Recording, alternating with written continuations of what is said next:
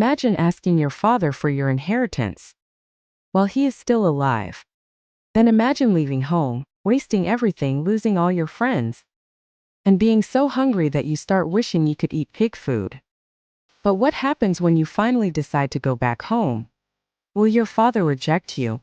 Or will he forgive you? Today we explore one of the most powerful stories ever told. The story of the prodigal son. Long ago, a wealthy man lived with his two sons. One day, the younger son walked up to his father and said something shocking. "Father, give me my share of the inheritance." In those days, inheritance was given only after the father died. So what the son was really saying was, "I want your money more than I want you." The father could have become angry, but instead, he quietly divided his property and gave the younger son his share. Soon after, the young man packed everything he had and left for a distant country. He wanted freedom, adventure, a life without rules. And for a while it seemed exciting. In the far country, the young man spent money as if it would never run out. He threw parties.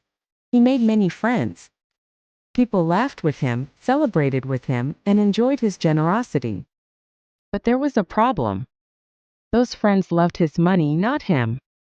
Little by little, the coins disappeared. The savings were gone. And then something worse happened.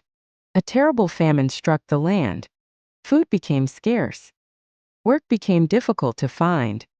The young man who once had everything now had nothing. Desperate, the young man found a job feeding pigs. For a Jewish boy, this was one of the lowest jobs imaginable. Every day he watched the pigs eat. And slowly, hunger filled his stomach. Soon he became so hungry that he wished he could eat the pigs' food. But no one gave him anything. The parties were gone. The friends were gone. The money was gone. And finally, he began to think, how many of my father's servants have plenty of food to eat? And here I am starving to death. Then he made a decision. I will go back to my father. I will say to him, "Father, I have sinned against heaven and against you. I am no longer worthy to be called your son. Make me like one of your hired servants." The young man wasn't expecting forgiveness. He only hoped for mercy. So he began the long journey home. But something incredible happened.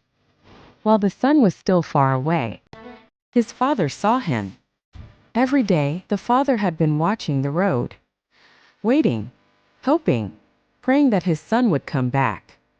And when he saw him, the father ran. In those days, important men never ran.